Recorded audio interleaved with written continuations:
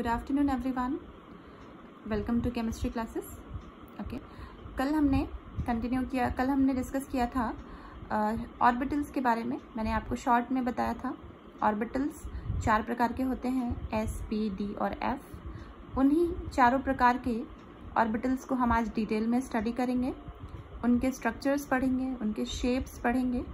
Okay, तो before we start about orbitals let me clarify something. Actually मैंने अपने video में, पहले वीडियो में, फर्स्ट वीडियो में एटम्स को अणु कहा है। तो प्लीज़ ध्यान दीजिएगा, एटम्स को हिंदी में परमाणु कहा जाता है। लैंग्वेज को इग्नोर करिए प्लीज़, आप कॉन्सेप्ट पे ध्यान दीजिए।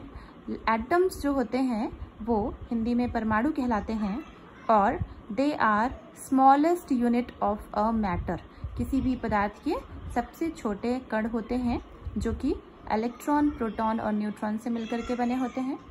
एटम्स, 2 या 2 से अधिक एटम जब आपस में मिलते हैं तो वो एक मॉलिक्यूल या अणु का निर्माण करते हैं। एटम्स परमाणु कहलाते हैं। एटम सबसे छोटी यूनिट होती है। ओके, सो आज हम कंटिन्यू करेंगे। Let we start. Shape of orbital.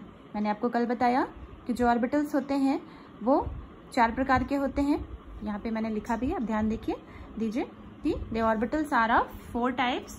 Number 1 पहला है एस ऑर्बिटल। एस ऑर्बिटल का शेप स्फेरिकल होता है, गोलाकार होता है। नंबर 2 है पी ऑर्बिटल।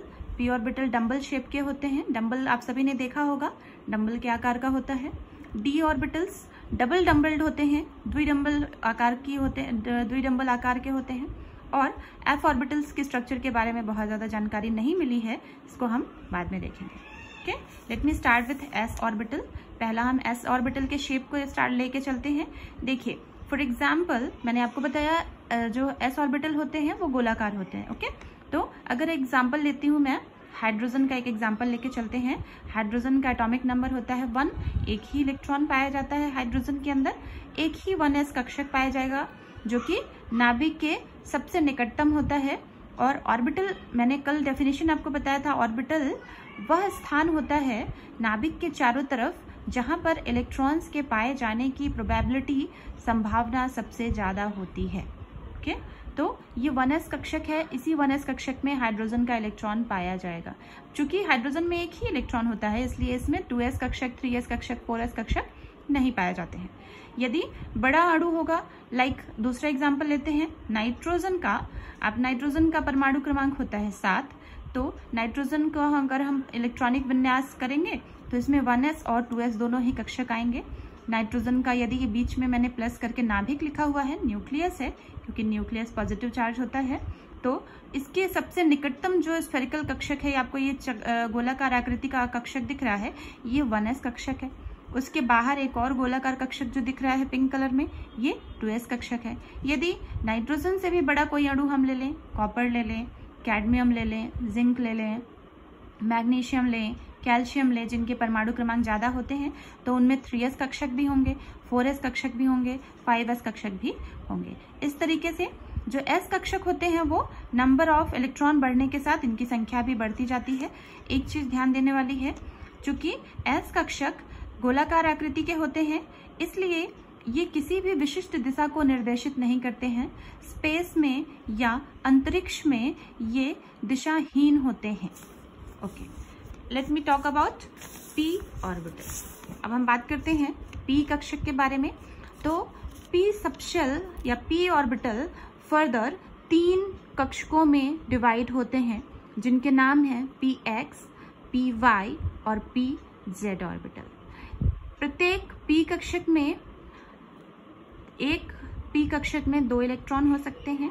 अतः जो 3 पी कक्षक है उसमें मैक्सिमम नंबर ऑफ इलेक्ट्रॉन कितने होंगे? एक में यदि 2 है तो 3 multiplied by 2 that will equals to 6। तो किसके बराबर होगा ये? 6 इलेक्ट्रॉन के बराबर। अर्थात क्या मतलब हुआ कि किसी भी पी कक्षक में मैक्सिमम नंबर ऑफ इलेक्ट्रॉन्स 6 हो सकते हैं। इसके बाद पहला पी कक्षक का नाम है px, दूसरे कक्षक का नाम है py, तीसरे कक्षक का नाम है pz।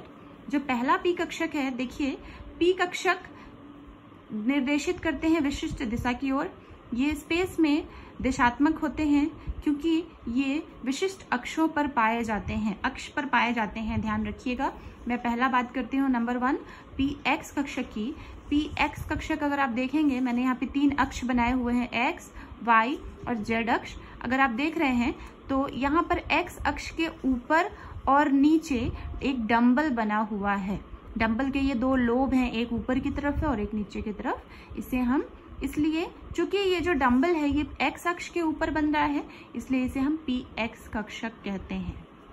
नंबर 2 सेम उसी तरीके से यहाँ पे जो डंबल है वो वाई अक्ष के ऊपर बना हुआ है, इसलिए इसे हम पी वाई कक्षक कहते हैं।